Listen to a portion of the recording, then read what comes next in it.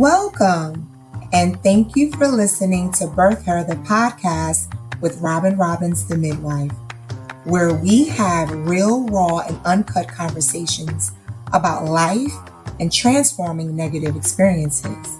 If you're on a journey to birthing the highest version of you, join us as we are empowered to take inspired action to heal, activate inner liberation, and birth her to birth your new.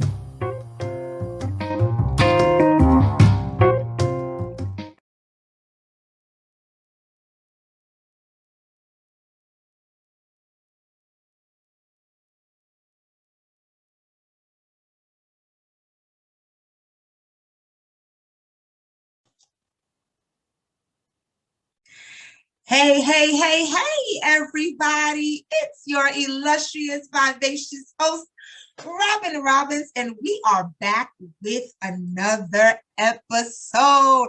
I'm so excited. I have this amazing guest. She's a full-grown woman, but I refer to her as one of my babies, Devona Boone, honey. So without further ado, I'm going to introduce, and we're going to get this ball rolling, y'all, okay? Devona Natalie Boone is dual certified as a relationship, life coach, and healing midwife, also known as the relational detox coach and detox midwife, an author, motivational speaker, and domestic violence advocate. She was the founder of the nonprofit organization Precious Gems, Inc. Her mission for 6 years was to empower young girls by teaching them resilience, promoting positive self-awareness, sisterhood, and the power that is within. This passion birthed her new nonprofit organization, Natalie's Space. Through her organization, Devona found her voice and courage to share her story in hopes to offer strength, healing, and hope to other women. Welcome to the podcast, y'all. Devona. Thanks for having me. Hello, everyone. Absolutely. So you already know. I know I kind of introduced you, but we gotta really let them in on who you are, my dear. So Natalie, talk to us about why you decided to become a detox coach and a detox midwife. Let us in on the story behind what you do. Yes. So my story is very traumatic. It all started when I was 10 years old, seeing my mom being abused, and then she was killed by her boyfriend. He stabbed her 27 times. And then my life changed drastically after that. Trying not to mirror my mom, I ended up basically following down her footsteps, not in physically abusive relationships, but emotionally and verbal and financially abusive. I didn't even know that was a thing until after I got free and realized that I was in all these types of situations and toxicity that basically I watched my mom go through, and I internalized these things and followed down the same path as her. So it got to a point where I was like, enough is enough. What do I do to end this cycle? And I started my healing journey and connected with my coach, Coach Robin Robbins, yes. And we did some things and got dug deeper and worked on my inner self, my inner child that still had all those traumatic things that I was just still holding on to. And once I got free, I realized that the things that I went through prepared me to help somebody else. So maybe they don't have to keep repeating the toxic cycles and going through all these situations that mean them no good if they have somebody that can teach them the things that are already within them that they just need to tap into. So that's my passion. That's the reason why I became the detox coach. Wow, that is powerful. Let's go back. You said you witnessed your mom, in these different relationships, and then you ultimately witnessed her being taken away from you. Yes. I don't want to stay there too long, but y'all already know I'm about transforming Yes. experiences. So in order to, empower others that may be listening, take us through what that was like, experiencing that, and how you begin to overcome that. Yes. So, of course, I was 10 years old. So, at the age of 10, you really don't understand a lot of the things that are happening to you when, like, something that major or that traumatic is going on. My mom, my loving person, my protector, my caregiver, my everything in an instant was taken away from me. So, I had to figure out really what was next for me. Like, of course, I had adults in my life that were trying to figure out where I'm going to fit, where I'm going to live, who's going to take care of me. But in the midst of that, I'm still trying to figure out, where do I fit? Where do I belong? Who loves me? Who's going to take care of me the way my mom did? So that right there was a lot of emotional things that I went through.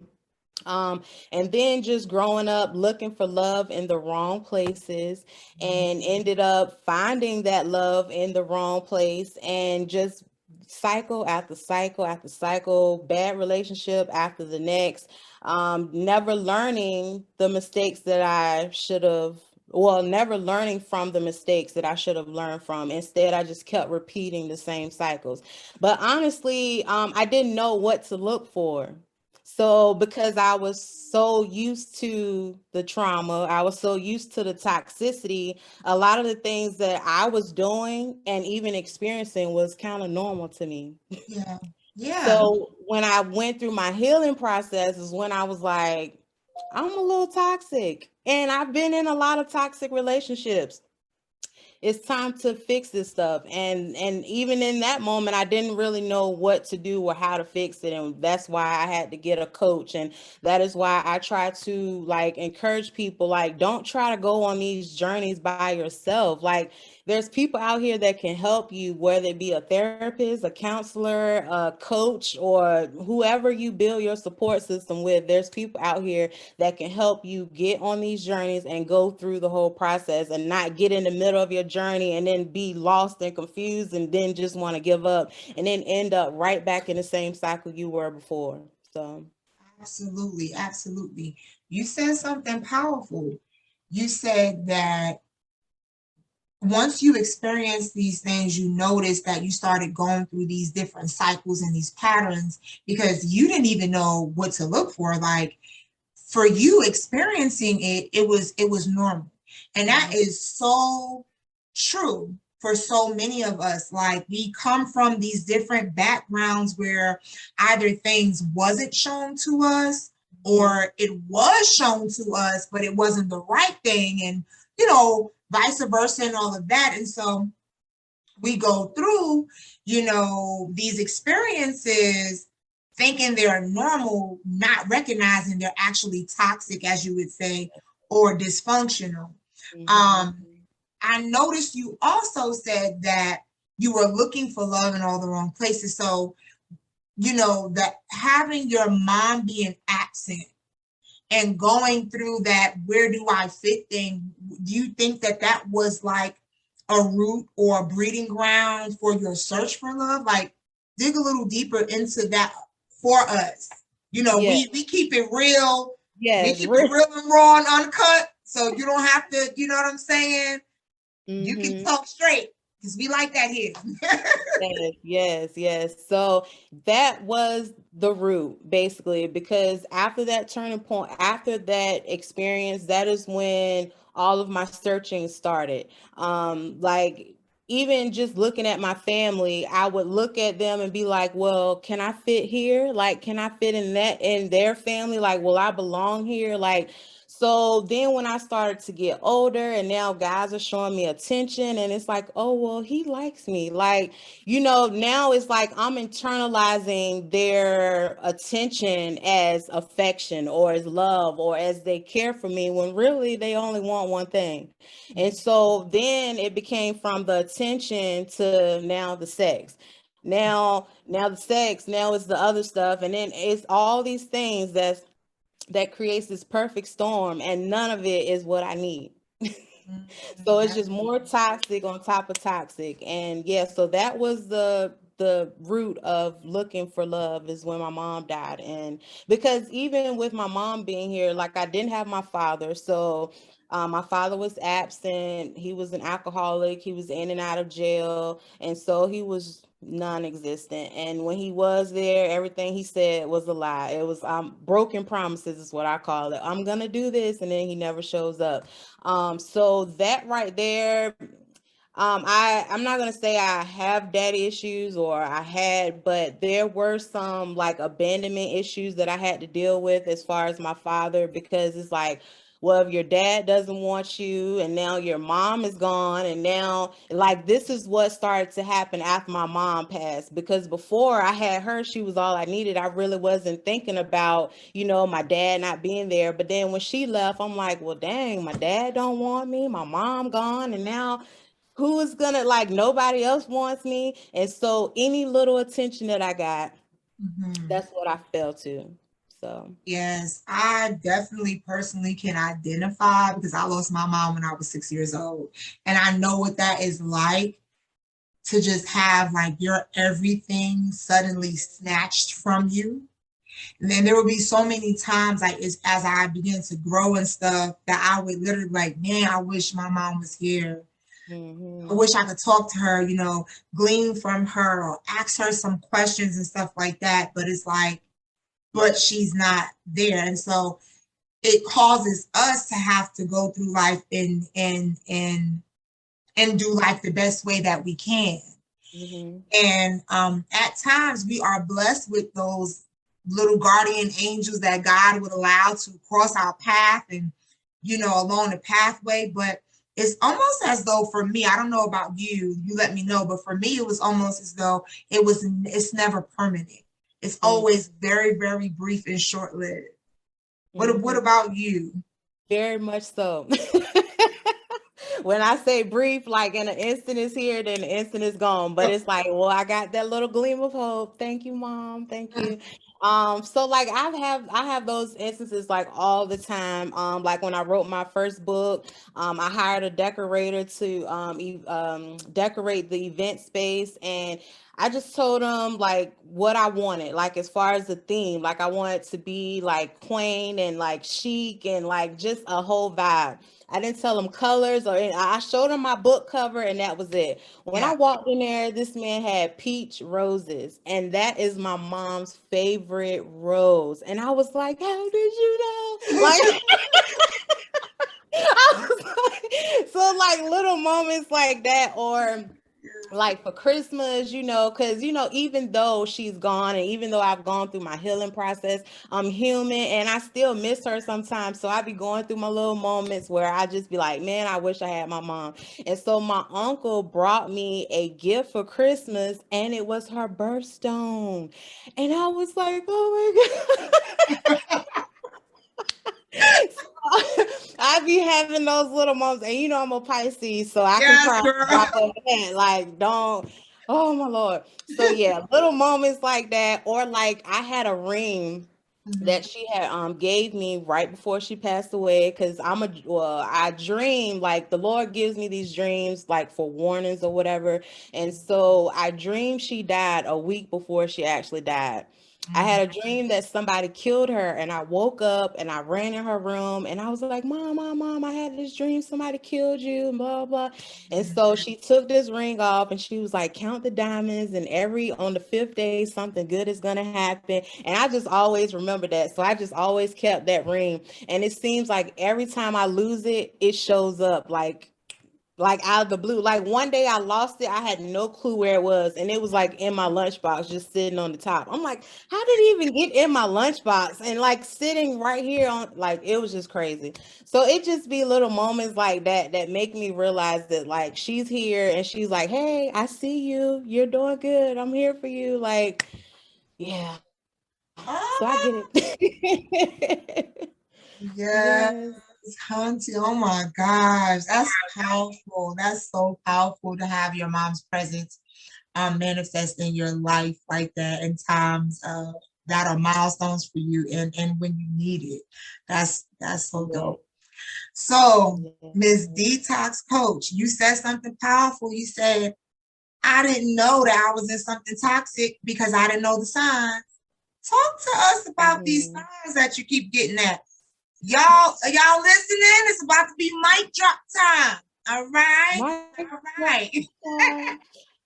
So for me, I base everything off of how I love, how I want to be treated, how I treat others. So if I'm giving something and I'm not receiving the same thing in return, that's something that's not mutually beneficial. So these are like, you have to have your boundaries set in place. Like we've talked about all this stuff, but like your boundaries and your standards are what are going to give you like your first point of view into a situation, because you're going to say, okay, he has this, or he or she, this person, whoever this potential mate is, you're going to base them off of your criteria. Mhm.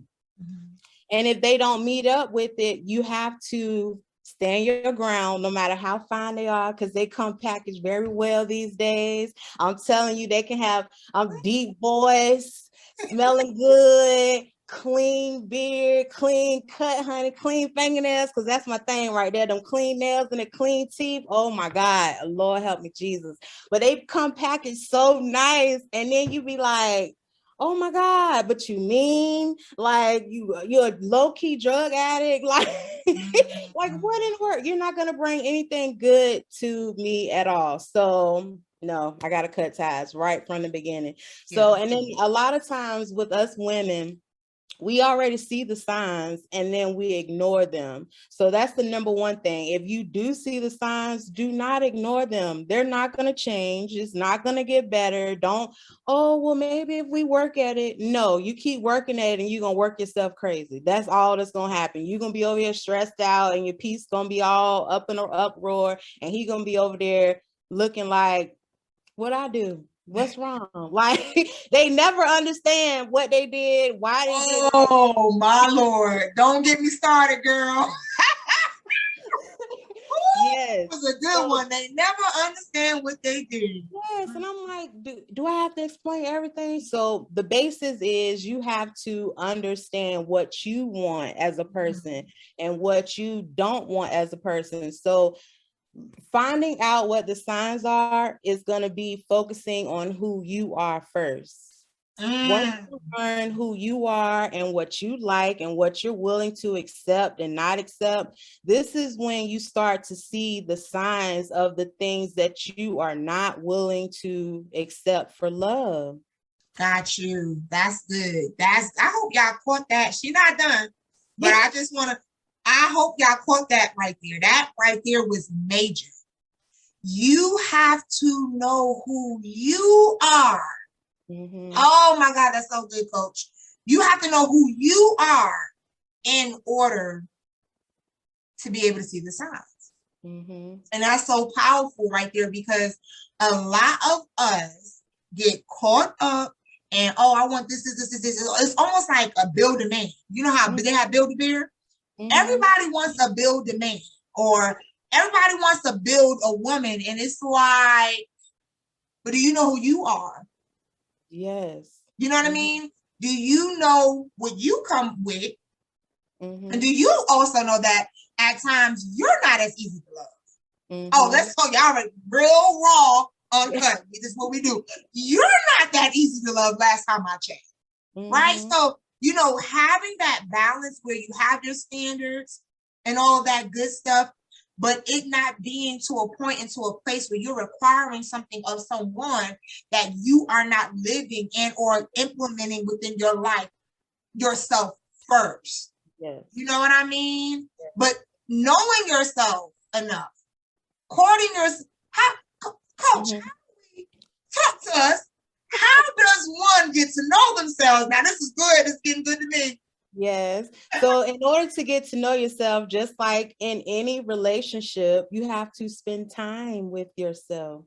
That's like intimacy time, that's fun time, that's whatever time you want to consider getting to know yourself. Like for me, I just started like going to the movies by myself. I started yoga. I started working out. Like I go walk in the park by myself. Like I've started doing things like it's crazy, but I was 30 years old the first time I went to the movies by myself. Like I like was uncomfortable sitting at restaurants by myself because I was in a relationship from 16 to 30 years old. So sitting in a restaurant by myself, it was awkward. I was like, oh my God, people are looking at me. Like now I can sit in there, both my cheeks full of food. And I'm like, oh, that's right. Honey, let me tell you something. yes. Spending time with yourself is one of the most decompressing, liberating things that one can do. Baby, listen, I love to take myself out. Yes. Oh yes. my gosh. And I just be like, look at all this food. This is for me. Like this spread is for me. Like the service is for me. Like this is for me. And I get into that thing, girl. I eat slow. Yeah. Hey, bro. Right? Because when you think about it, it's like any other time we're on a go, we're on schedule, we got, you know what I mean?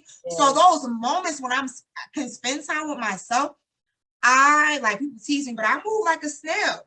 We'll talk. My morning routine to get ready and my nighttime routine to go to bed. Oh, y'all, listen, you will make fun of me. Oh, those are some of the long, why? Because that's my me time.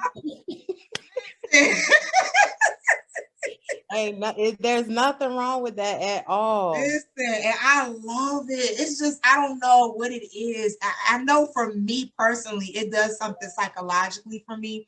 It gives me all types of different releases. And I don't know, it's so calming. It's like, there's a form of therapy for me, honestly. That morning routine. Ooh, my attitude. If I do my morning routine, my attitude is going to be right. My energy is going to be right. It's going to set the tone for the day. That morning routine just holds so much weight for me personally because of my personality.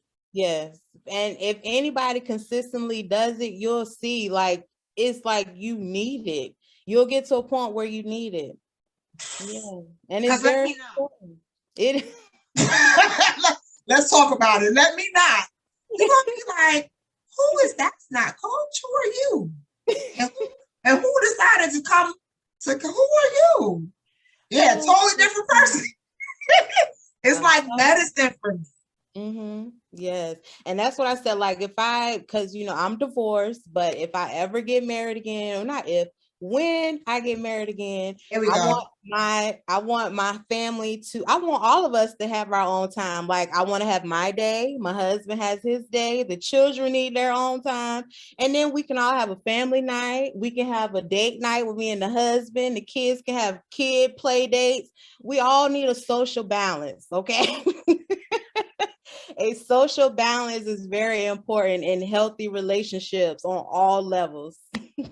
I hope y'all hearing what she's putting down. She really dropping some, I'm me. She's dropping some good stuff. I hope y'all catching this. Now, we're not going to let you skate by because you said something. You was in a relationship from 16 to 30 and you just said you was divorced. Rewind. Talk to us. Talk to us about that. Yeah. So I had 2 serious relationships. One started at the age of 16. Broke up probably about 4 months later. Don't judge me, judge your mama.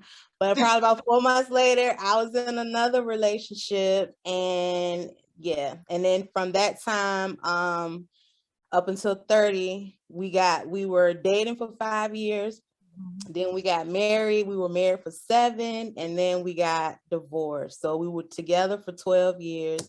And so, yeah, it was a long journey. I don't really want to talk bad about them, but it was an experience. I will say that I learned a lot about myself. They say when you don't put the blame on somebody else, that's how you know you really healed. And so I'm just going to talk about me in this situation. I learned that in that relationship, I love hard, but I love hard.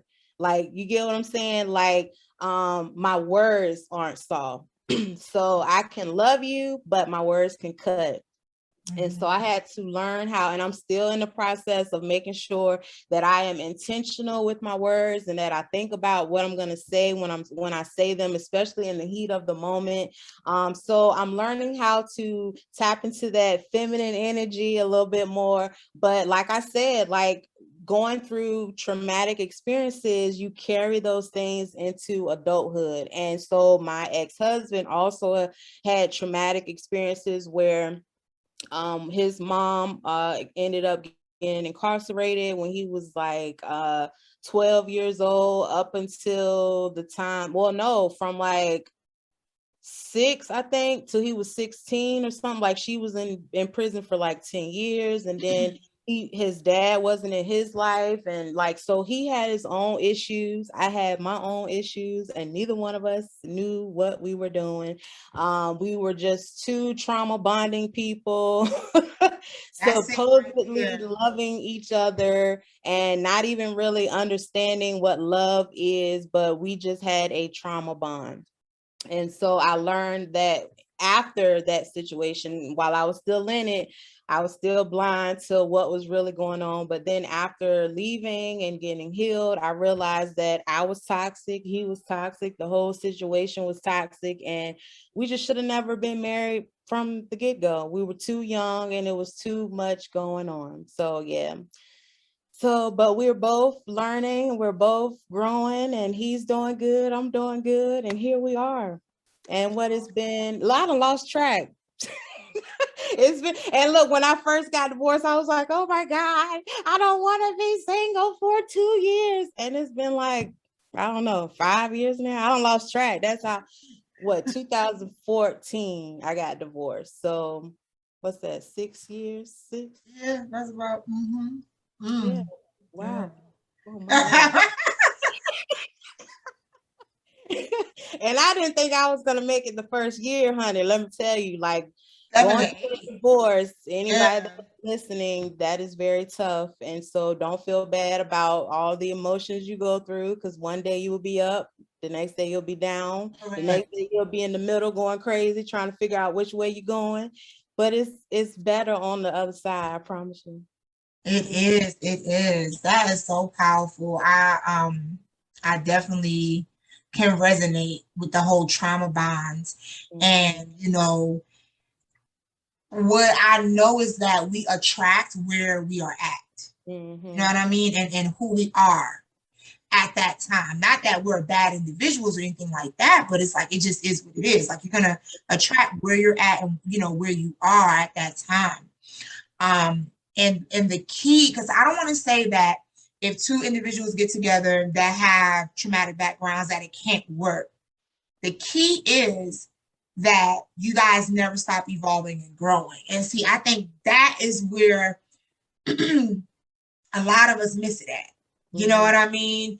Um, because if no one ever is working on evolving and healing and you know what I mean, that relationship is not going to survive. Yes. Listen, experience. I'm right there. I'm right there with you. Trauma brings you guys together. The trauma bond that brings you guys together, and I'm gonna love you, and you gonna love me, and woo woo woo woo woo, all this love. But then when you guys are actually journeying together, doing this thing called life together, it's like the blind leading the blind because nobody is healed Mhm. until someone wakes up and says, "Hey, this has got to pivot. This has got to shift. This has got to change."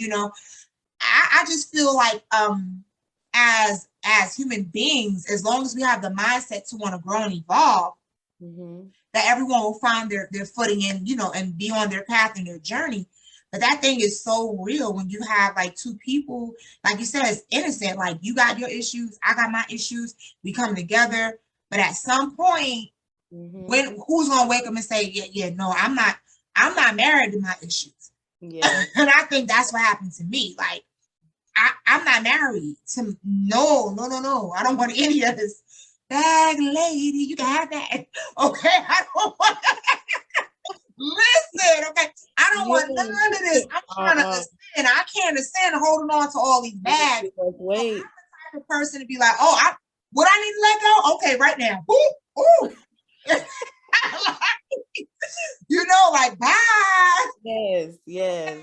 You know, but at the Mhm. same time, it's real because when you divorce, it's like that. It's like loss. It's like Mhm. grieving death. You go through those same phases and stages And of it's actually a little harder than death because with death, you have a closure. You know, it's done, it's over. With a divorce, it's like a repeating of the scab. Like every time you talk to him, every time you have to see them. And then if there's children involved, that's a little bit more frequent. So for us, we didn't have children involved, but we had some property and things that we had to kind of get situated and stuff. So it was still communication. And at first, we couldn't even say hello without.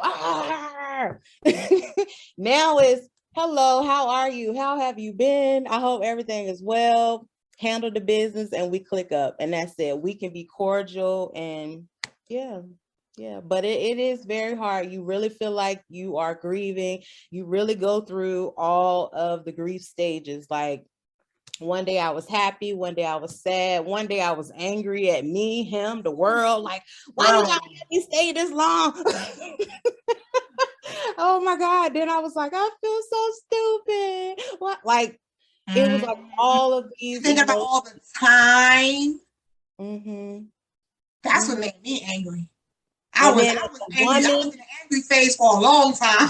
yeah, me too. And you know, as a woman, you nurture and care. So a lot of the things that he has acquired is because of, you know, so I was like you said, I built this man and now he's with this, like, how am I going to handle this? Like, and now I'm sitting here by myself.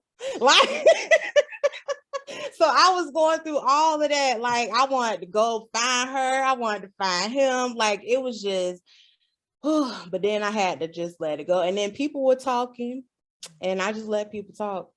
I didn't care what nobody was saying. I stayed in my little apartment. I even moved. Like the place we were living together, I left. So for anybody who is listening, if you are starting over, start all the way over. Like be real with yourself and be real with the situation and get real with life and realize that you got to do something different to get a different result. So I was like, I'm not going to stay in this house. That way, if he get into a little lonely night and want to pop up, nope, you can't pop up if you don't know where I live. Okay. So I moved. I got a whole, like, yeah, I did a whole change. And then I went through my little self-discovery journey. And I was like, something has got to change. Like, I cannot keep going through this. I can't keep doing the same things. Like, my boyfriend was basically the same as my husband. And like, it's just, I'm like, nope, nope, nope, this is it. So that's why now I've been single for whatever, 5, 6 years, and you'll lose track of time. Like in the beginning, I was counting the days. I was like, Lord, it's been 14 days and 12 hours. Where's my husband at, Lord Jesus? But now I don't even know. Now it's like I don't even know how long it's been because I've just been so focused on making sure that I am where I need to be for me, not for nobody else, but just for me. Like, I want to be stable in my finances and my spirituality and my emotions and my mental. Like, I want to be stable. I don't want to be all over the place and then look for this person and put all my hopes into them thinking, oh, they're going to make my situation better just for them to up and leave me just like my ex did. And now here I am, all fell apart. No, ma'am, will not happen to me again because I had to fight my way up out of that. So this time I'm going a little slower and I'm more intentional with who I'm involved with. And That, ooh, yeah. you're talking so good, girl. I'm like, ooh, ooh. You Yeah. talking so good. That is so real. Like being careful Mm-hmm. about who you connect to afterward. Yes, Oh, yes. Even friendships, because some of the friendships will be having you hanging around people and in places that you like, this ain't even my crowd. So it's like, even your friends, like, yeah, because if you hanging around the same friends that you were hanging around with him, you're just going to attract the same type of people again. Yep. That's why it's so important what you just said, to do that in the work, because as we stated earlier, like you attract who you are or where you're at. You know what I mean? In life. And I use them interchangeably because it's not who you are as in a literal sense, but it kind of has some of that context with it, because it's like, where's your mindset at? How are you leading yourself, your personal life? As you stated, the spirituality, the finances, everything. You already know that's where I live. That's where I live. I'm all about birthing her. That means you first. You got to have that on lock. Everybody wants to birth their new, but you can't birth your new until you birth her. Period. There's no way to slice it, dice it, put it. It is unavoidable. And so, you know, I've even found that as you continue to grow and matriculate, it's like these different phases where it kind of feel like you birthing her all over again. How many times do you feel like you birthed yourself, as far as like that development that? Yeah, I've lost track. Dang. But it has been several times. Like I said, like right after my divorce, I went on this like self-discovery journey, and then I discovered so much. And then I was like on my healing journey. And now this healing journey, it's been like phase 1, phase 2, phase 55. Like, so it's like, oh my God, this is a lot of layers here, you know? So that's why I be trying to tell my clients and stuff, like, when you're going through this, you have to be patient with yourself, because one day you're going to be good. And then the next day you might peel up a layer and you be like, oh shoot, like I need to put that layer back down. Like, I don't even want to deal with that today. But if you want real healing, you got to peel that thing up and get to working. So listen. Yeah, it's been a journey, but it happens, yes. And then you feel like, okay, I got it. And then it's like something happened, you be like, dang it, I need to work on that. Now I'm like, oh my Lord. So it's a forever, like, you know, a forever work. Like, this is not something that just happens and you're like, oh, I got it all together. No, I am perfectly imperfect, and I am forever progressing. Like they say, practice makes perfect. And I think I heard somebody say, no, practice is progression. That means I am progressing forward. So I'm not being stagnant. I'm not, you know, in one place in a rut. I am moving forward at my own pace and dealing with what I need to deal with. I'm working the inner work. Yes, working through.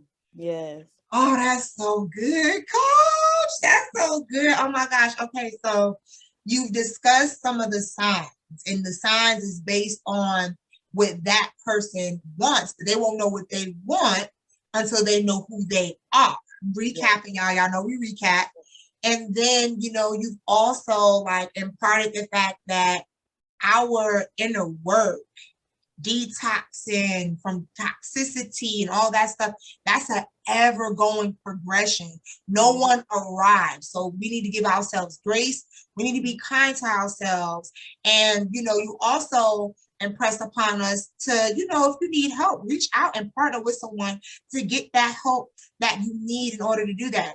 I want you to do us a favor. I want you to encourage the woman who is either newly divorced and or who is in their singledom, but they resonate with what we're talking about. They've had toxic relationship after toxic relationship. I want you to encourage her and give her 3 steps, or him, if you know, because some guys watch the podcast too. Why, you know, what they're, I don't know, maybe y'all want empowerment too. I don't know, because I don't be knowing all the time where your mind is at. So I don't know if y'all think, you know, all right, but you know, I ain't got a sister girl. But give us 3, like the first top 3 steps. Encourage giving those 3 steps on what can be done to begin to move forward. Okay, so in these processes, first you got to realize that change is necessary. That's the first thing. Like, if you do not realize that something needs to be fixed, if something needs to be changed, then you're not going to change. You're just going to keep going through the motions, and you're just going to continue to be who you are and what you are. So number one is to realize that there is a change. And number two is to focus on you changing. Like, a lot of times when we're trying to change, we're like, but he needs to do this, or she needs to do this so that I can do this. No, you just change. You do your work, and then everything else around you is going to change. And then guess what? If it doesn't, then that means that these are the things that you need to drop and let go. These are the things that you are responsible for actually changing. Like, some things are going to automatically shift, and then some things are going to be your responsibility to cut and make the necessary changes. And then number three, I would say, live your best freaking life. You gotta thrive, and the only way to thrive and to be your best self is to do things you've never done before. And that's what I found my life. And like, a lot of people look at me and be like, girl, you never sit down. It's not because I don't like being home. Like, I find peace being by myself. Like, I be so peaceful at home. It's like, I love to travel, but when it's time to go home, it's time to go home now. Okay. So so you have to do things and figure out what you like, what you don't like. And then if it's, start writing. Writing this stuff down, writing how you feel, write how like going to the beach makes you feel, like or just looking at the sunset, or doing something like whatever it is. Start to live your life, because the longer you sit in a place and keep thinking about the shoulda, woulda, couldas, is the more you're going to be dampened, the more you're going to be stuck. But the more you start to live and do things, the more you're going to want to live and do things, and you're going to want to be your best self, because you're going to start being around people that are living a life that you esteem to live. It's like, you're going to be on vacation and you're going to see people like going into a Louis Vuitton store, throwing paper, throwing cash, like, oh, you don't have a card? You're not paying that with a card. You just brought a stack of money to pay for this bag. Oh, we on vacation. That's the kind of money. Oh, that's the kind of life we live in. Okay. So it's like, you start to immerse yourself around different people, and you start to see the lifestyle that you want or you could possibly live. This is what opens you up. So so first you got to realize there's a problem. And and then second, what did I say second? Girl, you was in a flow. You was in your divine flow. Recognize that change is necessary was number one.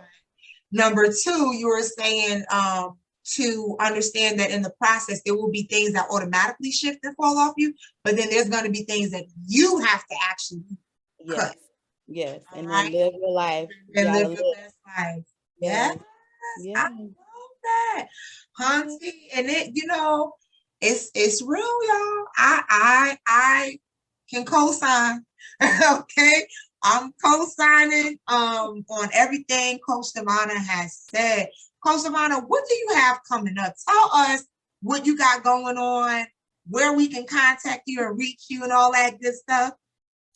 So as of right now, like you read my bio, my introduction, I am working on this Natalie's Place, which is the transitional home for women who were victims of domestic violence, to give them a place, a safe haven, not only just giving them somewhere to stay, giving them resources and supportive services to help them thrive. And so I'm in the process now of getting all of those things together, trying to get a building or a home for the women and the children. So that's my major thing right now. Secondly, I'm trying to get my second book started. So I've been working on it, and now I've contacted an editor, and so I'm about to start the real process. And other than that, and then it's just my coaching. So I'm out here trying to help women detox or avoid these toxic situationships and relationships. Whoa. I might have to, have you and a couple of other relational coaches back on, because I Yes. need to do I want a whole panel. Like I want a Yes. whole vibe. Like Yes. we need to really have these conversations about some of the things I've been seeing in these streets. So Yes. get ready for Yes. that. I'm gonna call you back to that. That's gonna be good because I know you have some insight. Yeah. People be trying to slide in your DMs and your inboxes and all the foolishness that's going Mm-hmm. on nowadays. And it's Crazy. It's crazy. It's crazy.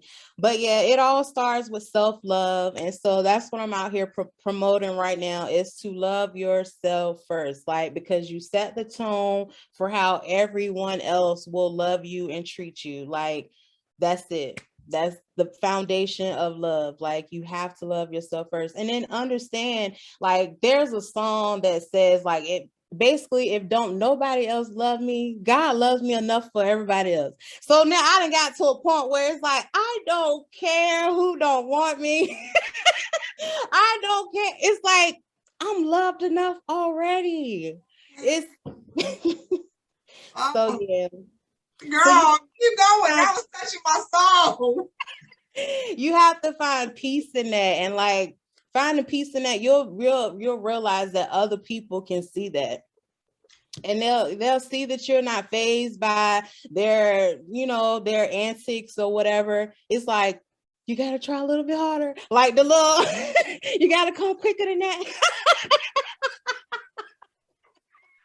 So yeah, it's like, honey, no, just because you call me or text me, I'm okay. I don't need you to call me. Like, where my flowers at? Where my trip? Where my, like, where are my appointments set at? And all I gotta do is show up. Okay. Like, these little mediocre conversations, honey bun, I am so over it. It's like, miss me with it. Okay. Like, somebody asked me out on a date and I declined. I'm like, I'm not even in the mood. I'm so sorry. I appreciate the offer. I am very honored, but I'm not in the mood. So I'm sorry. Yeah. And that would have been a time that I would have been like, oh my God, I'm going on a date. Oh my God. I was so excited. But now it's like, no, you're not even worth my time right now. I'm busy with businesses, minding my business. I don't have time for you. You are a distraction. But I'm not going to say, y'all, don't give people the time of day, because some people, you're always going to be single if you don't never give anybody time of day. But if you see somebody that's not giving you the effort that you require, not giving you the attention that you're going to want, why even waste your time? Like, this person was somebody that had tried to reach out to me, and then he got ghost. Like, where did you go? And then his excuse was, oh, I was working. So for 3 months, I couldn't hear from you for 3 months. See that? Listen, oh baby, we need another episode telling you. Yeah. So that's why I was like, so now out the blue, I randomly hear from you, and now you want to take me on a date. Like, how about build the rapport back up? How about let's have some conversations? Like, how about send me some flowers and say, I'm sorry I've been absent, but I'm really interested in you. It's like they just feel like they can just give you the bare minimum and then pick up where they left off. It's like, that's not gonna work. No. Not for a high achieving woman to start. Yeah. So I declined his offer very nicely. Mm-hmm. That part. When my mentor would say, that's a basic chick. Basic chicks do that. That's what my mentor says. If you see this, honey, I love you. She'll say in a heartbeat, oh, that's basic chicks. We not basic chicks. Yeah. What you say? I'm a high achieving woman now. Look, I'm not basic, honey. You gotta come better. You gotta come correct. That's right. You a woman that knows who she is, what she carries, what she brings to the table. Yes. You can't that little bare minimum stuff, you gonna miss out every time. Yep. You said something so powerful. You was like, they think they can give you the sprinkle a little, and then move and then think, baby. Now I have to play devil's advocate though, because I have some male friends. And they have reported to me, since I got you on here, coach. It's gonna be good. They have reported to me. They said, listen, it's the same out here for us high achieving men. Yeah. And They I've was heard that. like, yeah, you heard that? They was one in particular, we was having a conversation and he was like, yeah, like it's hard to even get, believe it or not, it's hard to even get women to talk. Yeah. Like I said, nah, you lying. He was like, yeah, like they interview you, like, you know, what you doing, da da da da da da. They trying to like interview you, and then like, how soon you are you dating to get married? This is what he told me. And then after that, they ain't got, that's it. They don't really have anything else for you. But that's because the women aren't living. So you don't have any conversation pieces because what are you doing? You're just going to work every day, come home every day, and going through the motions every day. What Yeah, have you you gotta seen, live Nate? a full life, baby. You gotta Yes. live a full life. Yes, you gotta have a full life, Y'all balanced life. hear me? That part. I like to call it harmonious living. Yes. Okay? Y'all hear us? I'm talking to you, babe. You out there. Yes, beautiful soul. I'm talking to you. A full, juicy life. And that doesn't necessarily, I think a lot of people, I think for a lot of people, they feel like you have to have a whole lot of money to do that. And I think that's where people are losing it at. And this is why I'm so like dedicated to stewardship, because when you have the right stewardship, you really could do anything. It's about how you steward everything. You know what I mean?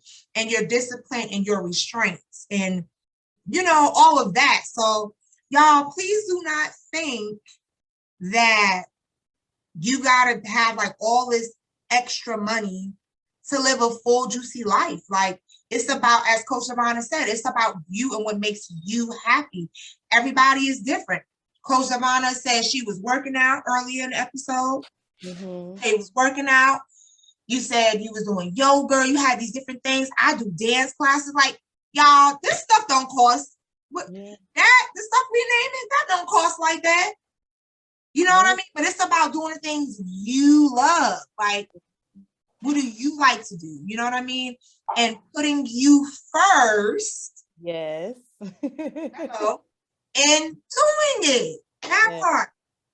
So, Coach, do you have any openings for any clients? Because I know they like, girl, I need to talk to her. Do you have any openings for your, you know, your detox coaching?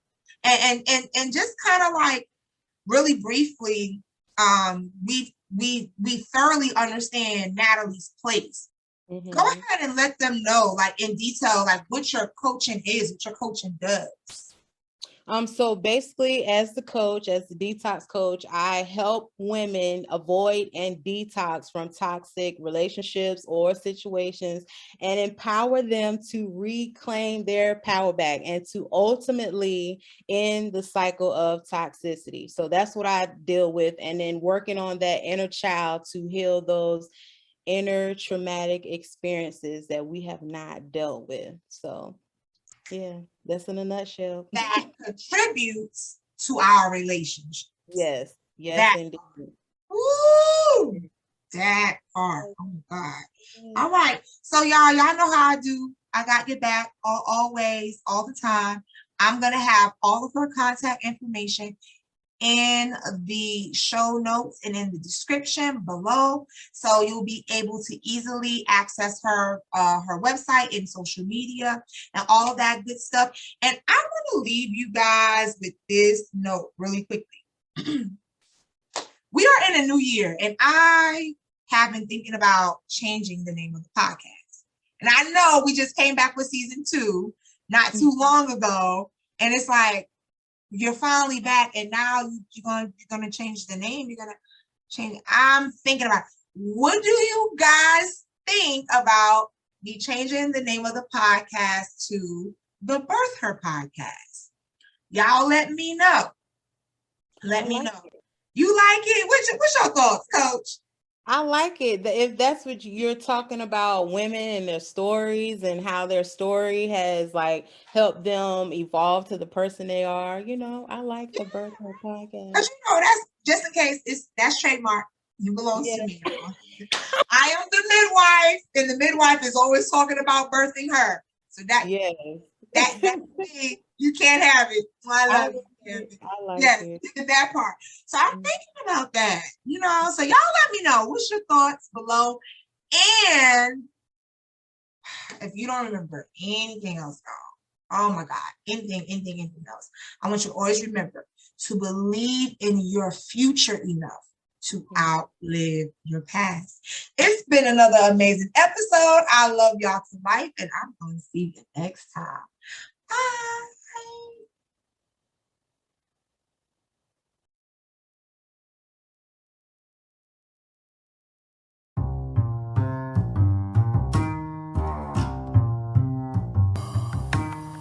Thanks for tuning in to another episode of BirtHer, the podcast, with Robin Robbins, the midwife. Don't forget to connect on Instagram, Facebook, and YouTube at Robin D. Robbins. Important links for this episode can be found in the description. Until next time, share this podcast with a friend. Blessings and much love, beautiful soul.